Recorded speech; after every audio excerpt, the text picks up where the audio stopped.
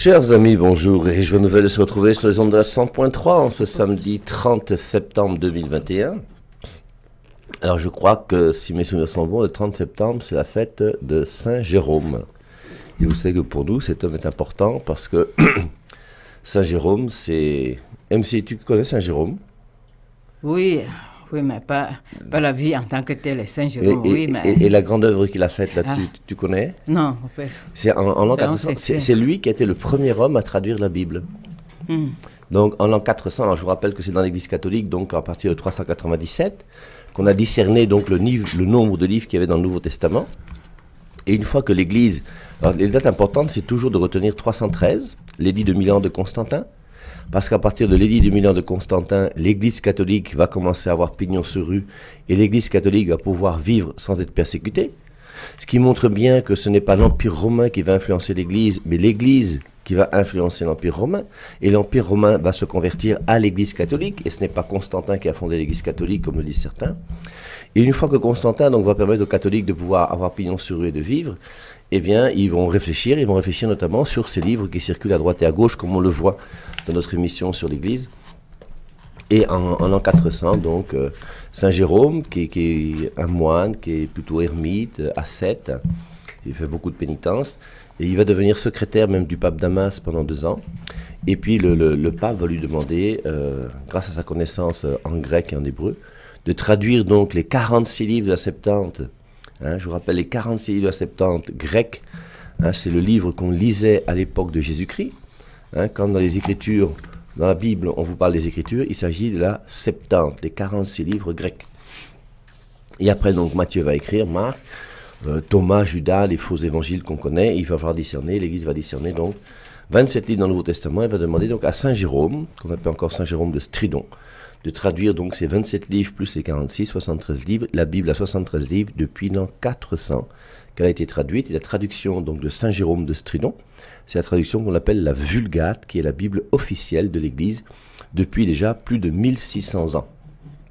Voilà, c'était juste une introduction pour Saint Jérôme, parce que c'est quelqu'un qu'on commence à aimer, à connaître sur la 100.3. Et nous continuons avec l'adoration.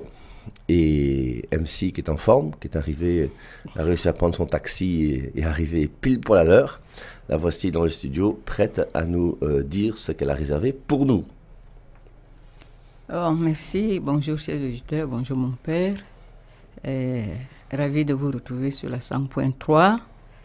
Je dis merci au Seigneur. Aujourd'hui c'est le 30 septembre, je crois que nous avons pu louer le Seigneur, n'est-ce pas, tel que nous l'apprenons, pour ce mois qui s'achève aujourd'hui et lui remettre déjà le mois qui va commencer demain et qui est dédié à la Sainte Vierge, mon père, n'est-ce pas? Voilà, au mois d'octobre. Voilà, le mois d'octobre, voilà. Et une façon de dire que vraiment nous devons encore bénir le Seigneur pour sa fidélité.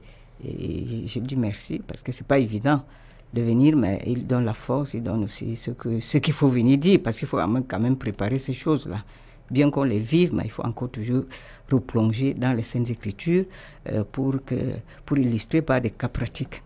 Donc voilà un peu ce que nous allons faire, nous allons continuer. La dernière fois, nous avons vu ce qu'est l'adoration, on va au-delà de la louange et on le reconnaît dans nos voix. On avait déjà dit que c'est un style de vie, un mode, c'est-à-dire que c'est le cœur.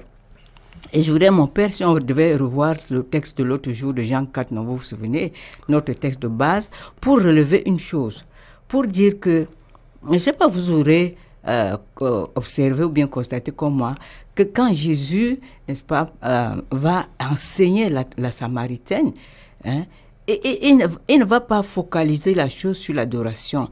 Il va focaliser la chose sur l'adorateur. Ça veut dire quoi? Moi, j'essaie encore d'y réfléchir. Pourquoi est-ce qu'il enseigne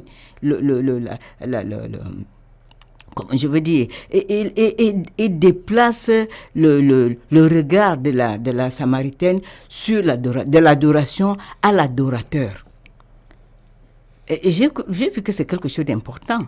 Parce qu'en fait, qu'est-ce qu'il recherche? Il recherche d'abord le cœur. Ton cœur, mon cœur. C'est ça qu'il recherche. C'est-à-dire que l'offrande, je crois que j'avais déjà dit ça, l'offrande d'une vie.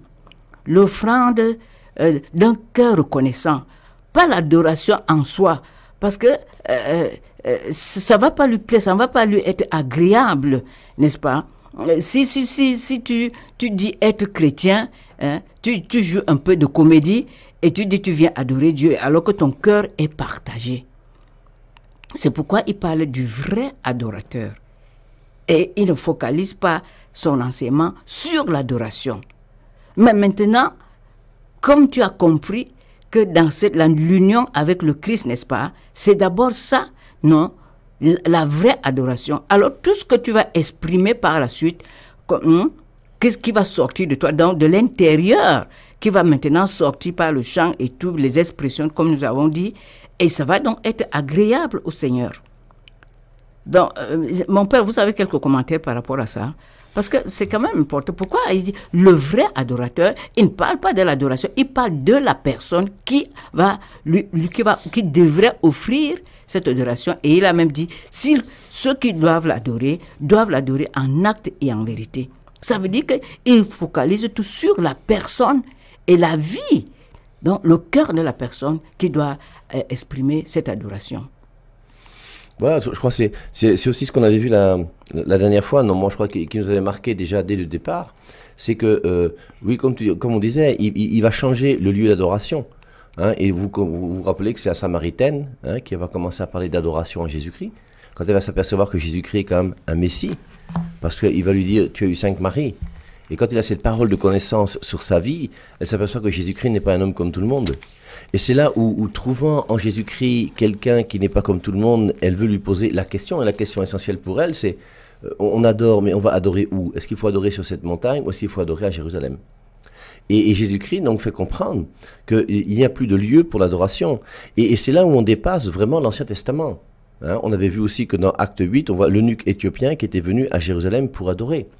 L'adoration de l'Ancien Testament se fait dans un lieu et se fait à une période précise. Il y a des fêtes où on descend à Jérusalem. Et Jésus-Christ va faire comprendre, vous voyez, c'est le premier commandement. Non, tu n'as qu'un seul Dieu que tu adoreras. Et comme dit Jésus-Christ dans Matthieu 5, 17, il dit, je ne suis pas venu abolir la loi, mais accomplir. Alors il a aboli plein de lois. Il y a plein de lois qui ont été abolies par Jésus. Par exemple, la circoncision, dans Genèse chapitre 17, qui est l'alliance par excellence qui est faite entre Dieu et le peuple d'Israël. Cette circoncision au sens strict n'existe plus aujourd'hui. Alors on dira que c'est une préfiguration qui a été remplacée par le baptême, si vous voulez, mais la circoncision n'existe plus comme acte religieux aujourd'hui pour nous. Et il va faire pour l'adoration, il va montrer qu'il y a un lieu qui est réservé à l'adoration et un temps qui est réservé à l'adoration. Et Jésus-Christ nous fait comprendre dans le Nouveau Testament qu'il faut adorer en tout lieu et en tout temps. Et c'est pour ça donc on déplace le lieu d'adoration qui était dans un lieu à maintenant ton cœur qui doit être capable d'adorer en tout lieu et en tout temps. Et comme dit MC tout à l'heure, c'est mon cœur ne peut pas non plus être partagé. Soit mon adoration est vraie, soit elle n'est pas vraie. Et à partir du moment où, comme on l'avait vu la dernière fois, je vais adorer Dieu, la première conséquence de mon adoration, ce sera l'abandon à la volonté de Dieu. Je ne peux pas adorer Dieu, reconnaître qu'il m'a tout donné, non seulement la nature qui est autour de moi, mais même mon être, ma vie, et un jour d'ailleurs il va la reprendre, et sans vouloir chercher à réaliser ce qu'il attend de moi. Et c'est pour ça que la première conséquence de l'adoration, c'est l'abandon, ou la soumission. Et je vais me soumettre entièrement à ce Dieu qui est là. Et ce qu'on avait vu encore en plus pour cette Samaritaine, moi je trouve qu'il est important, c'est que elle avait son cœur qui était blessé, et qu'est-ce qui va permettre à notre cœur de retrouver toute sa vitalité, toute son énergie? Il y a des femmes aujourd'hui qui ne veulent plus aimer. Elles ont eu un mari, 2 maris, ou 1 essai, 2 essais, 3 essais, l'homme les a trompées, au bout d'un moment elle ne croit plus en l'amour et tout ça, et son cœur est mort, et c'est grave. Et c'est pour ça que la résurrection, c'est pas uniquement fêter Alléluia, il est sorti du tombeau, c'est que Dieu puisse faire ressusciter ton cœur aujourd'hui. Ton cœur qui est blessé. Et une chose qui est sûre, c'est chacun d'entre nous, notre cœur est blessé. MC qui est là, je suis sûr, si elle vous raconte des histoires, elle va vous dire, moi-même c'est pareil. Il n'y a personne sur terre qui peut dire qu'il est aimé comme il aurait voulu être aimé. Personne. On a eu des problèmes avec nos parents, avec des professeurs, avec des ennemis qui nous ont fait du mal, avec des gens qui étaient nos amis, qu'on a été trahis, on a tous connu. Mais toutes ces choses-là doivent disparaître devant la grandeur et l'immensité de l'amour de ce Dieu qui nous est proposé, qui nous donne tout. Et en nous donnant tout, il nous a donné un cœur pour que notre cœur soit complètement épanoui et pleinement vivant. Et c'est pour ça que venez à moi, et je ferai de vous des sources vives. Et tu dois devenir, ton cœur doit devenir une source vive, non seulement pour toi, mais pour tes frères et pour tes sœurs. Et c'est cette transformation qu'il va y avoir. Ce qui serait intéressant ensuite, c'est de savoir, cette Samaritaine-là, comment est-ce qu'elle continue à vivre? Est-ce qu'elle est restée avec son mari qui n'est pas son mari? Comment est-ce qu'elle a fait? Mais je suis sûr qu'il y a eu un bouleversement dans sa vie. Et ça me fait penser un peu, moi, à Marie-Madeleine, qui, je vous rappelle, est la sœur de Lazare, comme le dit le pape, de manière claire et nette, et l'Église aujourd'hui a tranché. Et Marie-Madeleine, c'était une prostituée de haut rang. Elle se prostituait avec des grands. C'était pas une petite prostituée. Et ça devait être une belle plante, une belle femme. Et quand elle a rencontré Jésus-Christ, toute cette beauté qu'elle mettait au service du mal, maintenant elle a mis toute cette beauté au service du bien. Et c'est devenu une grande sainte que nous aimons tous beaucoup, parce que forcément, on a tous besoin de nous convertir un petit peu comme Marie-Madeleine et comme la Samaritaine. C'est vrai. Et je voulais ouvrir une parenthèse ici. Mon père, parce qu'il y a un auditeur, je suis revenu sur la question, ça m'est revenu, qui demandait que est-ce que là-haut il y a l'adoration, dans le ciel, non? Il y a un auditeur qui a dit ça. Mais je voudrais qu'on puisse lire Apocalypse 4 pour lui répondre par les Saintes Écritures, parce que à dire des choses comme ça, il faut toujours puiser dans la source. Nous allons dans Apocalypse 4, le culte qu'il y a au ciel, non? Le culte qu'il y a au ciel, et on va voir un ou deux passages qui vont dire ça, avant que d'aborder les bienfaits de l'adoration, comme on l'avait promis. Donc, nous sommes... Alors, Apocalypse chapitre 4, oui. Je vous permets de citer un petit peu l'Apocalypse. Apocalypse chapitre 1, c'est la vision du Christ en gloire. Donc, je vous rappelle que l'Apocalypse, c'est un livre qui commence par la résurrection du Christ. Les évangiles terminent par la résurrection du Christ, l'Apocalypse commence par la résurrection du Christ. Et l'Apocalypse, pour moi, c'est le plus beau livre de la Bible. C'est la révélation de Jésus-Christ. Et après la résurrection, et c'est bien la résurrection qui fait qu'on a raison d'être chrétien. Je vous rappelle 1 Corinthiens 15, 17, si le Christ n'est pas ressuscité, notre foi est vaine. Le Christ est ressuscité. C'est ce qu'on voit dans le premier chapitre de l'Apocalypse. Après Apocalypse 2, 3, on voit le reproche aux 7 églises. Et après le reproche aux 7 églises, on commence à voir la vision du trône céleste. Il y a le Père qui va faire alliance avec les 24 vieillards, donc les 12 tribus d'Israël, les 12 apôtres, avec l'Esprit Saint qui est présent, avec Jésus-Christ qui est présent. Et après ça, il y a cette grande prière, je pense que MC souhaiterait qu'on lise. C'est ça, non? C'est à partir de quel verset? Oui, on va, c'est mieux de lire même peut-être le chapitre, ça combien de versets? Ça quelques 11 versets. Ça que 11 versets. Lisons, moi je n'ai pas de souci, non? Donc, vous comprenez, hein, la résurrection, c'est très important, hein, parce que la résurrection du Christ, c'est ce qui fait qu'on a raison d'être chrétien. Hein? Mahomet n'est pas ressuscité, les Kamites, là, ils ont un dieu grec, juif et égyptien, qui sont jamais ressuscités. Nous, le nôtre, il est ressuscité, notre foi est solide. Ensuite, maintenant, après le Christ, c'est l'Église. Je vous rappelle qu'après le Christ, tout ce que nous le recevons par l'Église. Et l'Église est très importante. C'est pour ça qu'il faut bien choisir son Église. Et ensuite, on voit comment c'est par l'Église que l'alliance va se faire et que la révélation de l'Apocalypse se donne. Et voici donc Apocalypse chapitre 4. Après cela, je regardais, voici une porte ouverte dans le ciel, telle une trompette. La première voix que j'avais entendue me parlait et dit, « Monte ici et je te ferai voir ce qui doit arriver dans la suite. » Et on voit comment Jean nous montre quelque chose que nous on ne voit pas. Il y a une porte ouverte dans le ciel et du Christ qui est de l'autre côté. Aussitôt, je fus ravi en esprit et voici qu'il y avait un trône dans le ciel et sur ce trône, quelqu'un était assis. Alors c'est le Père. Celui qui était assis avait l'aspect d'une pierre de jaspe et de sardoine. Alors, il est indescriptible. C'est pour ça qu'on met sous forme de pierre, parce qu'il est ineffable. On ne peut pas dire qui il est tellement il est grand. Et le trône était environné d'un arc-en-ciel qui avait l'aspect de l'émeraude. L'arc-en-ciel, c'est Genèse chapitre 6 avec le déluge. Et on voit donc c'est le Père qui fait alliance. Autour du trône, il y avait 24 trônes, et sur ces trônes, 24 anciens, assis, vêtus de vêtements blancs, et sur leur tête, des couronnes d'or. Je vous rappelle qu'il y a deux religions révélées, la religion juive et la religion chrétienne. Toutes les autres religions ne sont pas révélées. Et Dieu s'est révélé à Abraham, à Moïse, il a donné 10 commandements, et s'est révélé en son Fils, Hébreux 1.1.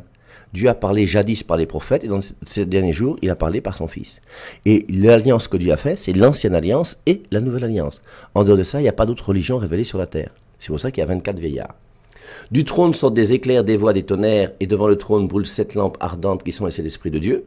Après le Père qui fait alliance, on voit la présence de l'Esprit Saint. Et je vous rappelle que l'Esprit Saint est très présent dans l'Ancien Testament. Hein. Il commence déjà dans Genèse au chapitre 1, verset 1. Quand Dieu créa le ciel et la terre, hein, l'Esprit de Dieu planait sur les eaux. On a vu dimanche surpassé, je crois, ou dimanche passé, que Moïse, qui avait l'Esprit, une partie de l'esprit de Moïse a été donnée sur 70 autres personnes. On a vu comment l'esprit intervient dans les ossements desséchés de Ézéchiel chapitre 37. Mais le Christ n'intervient pas dans l'Ancien Testament. Le Christ n'est pas présent dans l'Ancien Testament. Vous ne voyez pas le Christ présent dans l'Ancien Testament. On l'annonce, Isaïe 7,14, la Vierge concevra. On parle dans Daniel d'un fils d'homme que Jésus-Christ va se réattribuer un petit peu plus tard. Mais au sens strict, le Fils dans l'Ancien Testament, il n'est pas présent. Et ça, on voit bien qu'il y a d'abord le Père et l'Esprit Saint, hein, comme le montre l'Apocalypse. Ensuite, devant le trône, c'est comme une mer de verre semblable à du cristal. Et ensuite, au milieu du trône et tout autour du trône, 4 êtres vivants remplis Dieu devant et derrière. Et les 4 êtres vivants là pour moi, qui sont dans le trône, c'est Dieu. Autour du trône, c'est l'homme. Celui qui est dans le trône, qui est Dieu et qui en même temps est homme, c'est Jésus. Et Jésus-Christ, c'est le vivant. Et c'est pour ça qu'il apparaît sous forme de 4 vivants, parce que le vivant, c'est Jésus. Jean 14,6, je suis le chemin, la vérité et la vie. Et on voit bien que le Père est présent, l'Esprit Saint est présent, et Jésus-Christ aussi est présent, sous forme de ces 4 vivants. Et Jésus-Christ va venir sur terre. Jean 1,14, le Verbe s'est fait chair. Et le Verbe se fait chair comment? Grâce à l'Annonciation. L'Annonciation, c'est bien l'Esprit Saint. Et l'Esprit Saint, qu'est-ce qu'il va faire? Il va utiliser la mer de cristal. Puisqu'on voit bien qu'il y a l'Esprit Saint qui est présent, ensuite la mer de cristal, et Jésus-Christ qui vient dans son mystère d'incarnation. Et la mer de cristal symbolise Marie, qui est bénie entre toutes les femmes qui ont été choisies par Dieu, pour que l'alliance se fasse d'une manière extraordinaire par cette femme, pour que Jésus-Christ puisse venir dans son mystère d'incarnation. Et il apparaît sous forme des 4 vivants. Parce que si on veut parler de Jésus-Christ dans son mystère d'incarnation, on ne peut pas avoir un seul regard sur lui, il en faut 4. Et c'est pour ça qu'il y a l'aigle, le lion, le visage d'homme et le taureau. Je vous rappelle que lorsque Dieu a voulu qu'on ait le plan sur l'homme et sur la femme, il a fait 2 récits de la création. Parce que dans le premier récit de la création, il donne une lumière sur l'homme et sur la femme. Dans le deuxième récit de la création, il donne une deuxième lumière sur l'homme et sur la femme. Et là, il donne 4 lumières sur Jésus-Christ dans son mystère d'incarnation. C'est l'aigle qui regarde tout d'en haut, le contemplatif. C'est l'homme, parce que même si je suis chrétien, je reste un homme. Il faut boire sa bière de temps en temps, pas trop. Ensuite, le taureau, parce que forcément, prends ta croix chaque jour, viens et suis-moi. Et le lion, la tribu de Juda, parce que nous sommes de sang royal. Je vous rappelle que lorsque Franck Biya passe une barrière de police quelque part, dès qu'il baisse sa vitre et qu'il dit Franck Biya, tout le monde se met au garde à vous, on le laisse passer. Pourquoi? Parce que c'est le sang de Paul Biya. Et moi, j'ai le sang de Dieu en moi. J'ai été baptisé dans le sang de Jésus-Christ. Il y a quelque chose de royal dans le chrétien. Nous avons quelque chose de royal que nous devons garder. Et il y a quelque chose de beau de savoir que nous avons été lavés dans le sang de Jésus-Christ. Romains 6,3. Ignorez-vous que lorsque vous êtes baptisé, vous êtes baptisé dans la mort du Christ. Et c'est pour ça que je prends toujours l'exemple. Quand Franck Biya passe à un barrage de police, Franck Biya, on ne lui demande pas ses papiers. Moi, j'arrive derrière, je dis, je ne suis pas fils de Paul Biya, je suis fils de Dieu. On me dit tes papiers. Et je dois montrer mes papiers. Mais je suis fils de Dieu et je resterai fils de Dieu même si on me demande mes papiers. Et personne ne peut enlever ça de ma vie. Et donc, après tout ça, on va voir, donc, alors on peut lire retournons au niveau des 4 vivants, hein. Au milieu du trône et tout autour du trône, donc celui qui est Dieu et homme, 4 êtres vivants remplis Dieu devant et derrière. Alors, les yeux devant et derrière, c'est pour montrer l'omniscience, montrer le côté divin. Le premier être vivant est semblable à un lion, le deuxième être vivant est semblable à un veau, le troisième être vivant a comme un visage d'homme, le quatrième être vivant est semblable à un aigle en plein vol. Les 4 êtres vivants ont chacun 6 ailes, et ils sont remplis Dieu tout autour et au-dedans. Ils ne cessent de dire jour et nuit, Saint, Saint, Saint est le Seigneur Dieu, le Dieu Tout-Puissant, qui était, qui est et qui vient. Et quand les êtres vivants rendront gloire, honneur et action de grâce à celui qui est assis sur le trône, à celui qui vit au siècle des siècles, les 24 anciens se prosterneront devant celui qui est assis sur le trône. Ils adoreront celui qui vit au siècle des siècles, et ils jetteront leur couronne devant le trône en disant « Tu es digne, notre Seigneur et notre Dieu, de recevoir la gloire, l'honneur et la puissance, car tu as créé toutes choses, et c'est par ta volonté qu'elles existent et qu'elles furent créées. » Merci, mon père. Bon, tout ça pour dire... Excusez-moi. Pour dire que, quelque part, parce qu'avant que nous soyons nés quand même, avant que... voyons, rappelons-nous, Satan qui avant s'appelait Lucifer et qui était là, nous n'étions pas encore là, mais je crois que c'était ce qu'il y avait au ciel, c'était un culte dédié au Seigneur, un culte de louange et d'adoration, il me semble. Bon, voilà, c'est pour dire combien l'adoration est au cœur, n'est-ce pas, au cœur de la vie chrétienne. et l'adoration, mais nous, adorateurs d'abord. Donc, que nous sachions donner à Dieu, n'est-ce pas, ce culte qui lui est dû, parce que nous reconnaissons que de lui, non, nous avons la vie, de lui, nous recevons toutes choses. C'est ça qui est bon de savoir. Bon, maintenant, parlons un peu des bienfaits. Il y a un texte, on va toujours revenir à Genèse. Je suis reparti encore à Genèse parce que ce texte m'a beaucoup marqué, ce passage. Mon père, c'est dans Genèse 8, nous allons voir là. Noé, non. Je vous laisse un peu décrire le contexte parce que nous sommes à Genèse 8, nous prendrons quelques versets de Genèse 9 pour parler de Noé. Parce que quand Noé, après le déluge, n'est-ce pas, il est resté, je ne sais pas combien de jours, on dit 150 jours, je crois, quelque chose comme ça. Et il va sortir. Quand Dieu va se rappeler, il va lui dire, ok, il va le faire sortir et il va faire quelque chose. Le premier acte qu'il va faire, c'est une offrande à Dieu. Et c'est ça, parce que nous avons dit que l'adoration, c'est cette offrande, n'est-ce pas, que nous faisons d'un cœur reconnaissant. Nous venons donc exprimer cela. Donc, ça sort du cœur, ça part du cœur. Donc, une attitude intérieure. Une reconnaissance intérieure de mon cœur que je vais exprimer maintenant de manière ouverte que tout le monde voit et d'abord à celui à qui devrait être réservé cet acte-là, donc Dieu. Et c'est ce que Noé va faire. Et lorsqu'il va le faire, nous allons voir les bienfaits qui vont en découler. Essayer d'actualiser par rapport à nos vies aujourd'hui. Mon père, on y a 8, Genèse 8 là. Si on peut... Voilà.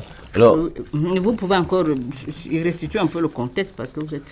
Oh ben, tout le monde connaît le contexte, hein, c'est que Noé est le seul juste qui existe sur la terre. Donc il va monter dans son arche. C'est une histoire extraordinaire parce que le gars va commencer à construire une arche dont Dieu va donner les plans. C'est comme si moi je commençais à construire une arche là à la radio. Et si je commence à faire un bateau un peu énorme, là, à la radio, tout le monde va me dire, mais il n'y a même pas un fleuve pour ton bateau, là, tu vas faire comment ? Et Noé obéit à Dieu simplement et il construit son arche alors qu'il n'y a même pas de mer, il n'y a même pas de fleuve à côté. Comment il va déplacer son bateau pour le mettre dans l'eau ? Et il va leur dire que, attention, parce que le déluge va arriver. Hein. Donc il va prendre sa femme, ses 3 fils avec leurs 3 femmes, ils vont prendre une paire d'animaux, ils vont mettre tout ça dans l'arche d'alliance. Et tout d'un coup, il y a donc ce déluge extraordinaire qui fait que eh bien, le bateau va être à la surface du sol et tout le reste de la terre va être détruit. Et tous les hommes qui sont sur terre à l'époque vont tous mourir noyés. Et Dieu va refaire entièrement son alliance donc avec Noé et ses 3 gens, et ses trois fils. Les eaux se retirèrent de sur la terre avec les flux et des reflux. Elles baissèrent dès la fin des 150 jours, comme disait MC tout à l'heure. Alors, il attendit encore 7 jours et lâcha la colombe, mais elle ne revint plus vers lui. En l'an 601, la vie de Noé, le premier jour du premier mois, les eaux avaient séché sur la terre. Noé souleva le toit de l'arche et regarda, il vit que la surface du sol était sèche. Je suis dans Genèse chapitre 8, le verset 14. Le 27e jour du 2e mois, la terre était complètement sèche. Alors Dieu s'adressa à Noé et lui dit, « Sors de l'arche, toi, ta femme, tes fils et les femmes de tes fils avec toi. Fais sortir tous les animaux qui sont avec toi, oiseaux, animaux des champs et tous les reptiles qui rampent sur la terre. Qu'ils soient féconds et nombreux sur la terre. » Noé sortit alors avec ses fils, sa femme et les femmes de ses fils. Tous les animaux, tous les oiseaux, tous les reptiles qui rampent sur la terre sortirent aussi de l'arche famille par famille. Noé construisit un autel en l'honneur de Yahvé. Il prit de tous les animaux purs et de tous les oiseaux purs, et il en offrit un sacrifice par le feu sur cet autel. Yahvé sentit la bonne odeur, et il dit en son cœur, « Je ne maudirai plus jamais la terre à cause de l'homme, car les pensées du cœur de l'homme sont mauvaises dès sa jeunesse. Je ne recommencerai plus à frapper les êtres vivants comme je l'ai fait. Aussi longtemps que la terre durera, semailles et moissons, gelée et chaleur, été, hiver, jour et nuit ne cesseront plus. » Bon, mon père, je ne sais pas quelle heure il est, je n'ai pas regardé, mais je ne sais pas s'il est déjà 8h30. On a encore 5 minutes. 6 minutes. Voilà, donc pour voir un petit chat dans la gorge, excusez-moi. Alors, je voulais focaliser mon propos sur les bienfaits de cet acte d'offrande de Noé quand il sort de l'arche. Et il y en a, moi j'ai vu peut-être 4 bienfaits et dont nous bénéficions aujourd'hui. voilà, quand il y avait, tout va se passer quand il y avait sang, l'odeur là. Il dit, au verset 21, il y avait senti la bonne odeur. Donc, il faut voir la bonne odeur, et il dit en son cœur. Donc, il a senti une odeur, non? Mais ce n'est pas n'importe quelle odeur. C'est lui maintenant qui qualifie l'odeur de bonne. Je voudrais qu'on voit ça. Il y avait sang, c'est-à-dire il a senti un parfum, c'est-à-dire qu'il hume, non? Voilà. Et qu'est-ce qui lui parvient? C'est une odeur que lui, il qualifie de bonne. Et tout va se passer après cela. Mon père, je ne sais pas si on... Il sent, n'est-ce pas, que c'est bon. Et voilà ce qui va se passer. Quand il sent que l'odeur est bonne, voilà la pensée qui vient en son cœur. Il dit en son cœur. Dès qu'on s'arrête là, il dit en son cœur. Donc, tout à l'heure, on parlait du cœur de l'homme, non? Bon, comme on a dit l'autre jour, lieu pour lieu, non? Et c'est ça vraiment le lieu. Vous voyez, la pensée de Dieu, quand Dieu veut faire une chose, il pense d'abord la chose, avant que de la faire. Hein? C'est ce qu'il a fait, n'est-ce pas? Comment on a su que Dieu est miséricordieux? Comment on a su que Dieu voulait nous sauver? Comment on a su qu'il nous a tant aimés? Comment on aurait pu, s'il n'y avait pas eu la preuve de sa pensée? C'est par la croix que nous avons su ce que Dieu avait avant dans son cœur. Je ne sais pas si je me fais comprendre. Il a d'abord pensé, hein, et c'est ce qu'il fait ici. Mais la pensée vient comment? La pensée dérive de quelque chose que l'homme a fait. Et c'est le cœur, lui qui connaît le cœur. Il a sondé le cœur de Noé en ce moment. Il a vu que c'était d'un cœur plein de reconnaissance. Et nous lions avec les paroles de Jésus à la Samaritaine, le vrai adorateur. On peut dire que à ce moment précis, quand monte l'adoration de cet acte d'offrande, n'est-ce pas, un sacrifice de bonne odeur, on va dire quelque part, ils vont le dire même dans Romains 12, que nous avons évoqué la dernière fois, que nous devons offrir nos corps, nos membres, c'est un sacrifice agréable au Seigneur. Et c'est ce qui se passe ici. C'est un sacrifice que Dieu qualifie d'agréable. Ce n'est pas moi qui qualifie. Mais c'est Dieu qui voit mon cœur, hein, la pleine reconnaissance, n'est-ce pas, mon humilité, n'est-ce pas, que je lui rends ainsi hommage. Et il va dire, mais ça c'est bon. Et quand c'est bon, des choses se passent. Quand Dieu dit que tu as fait quelque chose de bon, parce qu'il a vu que ton cœur est pur, qu'il est saint, humble et tout, par rapport à lui, tout ça, des choses vont se passer. Et qu'est-ce qui va se passer? Et il change même les choses. On s'arrête là parce qu'il est 8h30. Et franchement, j'ai hâte de revenir pour qu'on m'en parle de ces différentes choses qui vont se passer. Parce que c'est très joli, hein. Il y avait senti la bonne odeur. Oui. Mais c'est là où on voit que nous pouvons intercéder sur le cœur de Dieu. Tous ceux qui refusent l'intercession, je ne sais pas comment est-ce qu'ils lisent la Bible. Et on voit donc, regardez, je vous rappelle toujours Job, non? Dieu disait à Satan, regarde mon serviteur Job, il n'a pas son pareil sur la terre. Et là, on voit, il avait senti la bonne odeur. Prenons un sacrifice qui est lu un petit peu plus tôt, c'est Genèse chapitre 4. Dans Genèse chapitre 4, il y a Abel qui fait un sacrifice et Caïn qui fait un sacrifice. Et le sacrifice de Abel, Dieu sent la bonne odeur. Le sacrifice de Caïn, il n'y a pas de bonne odeur. Et c'est pour ça que la manière dont toi-même tu vas faire ton sacrifice fait que Dieu va regarder ton sacrifice, soit en comprenant à cause de toi qu'il y a une bonne odeur qui fait qu'il va réagir. Parce que par rapport à Caïn, il va réagir aussi. Il va dire que Caïn, ce que tu as fait là, c'est pas bien, parce que Caïn a fait un sacrifice avec un mauvais cœur, alors que Abel a fait un sacrifice avec un bon cœur.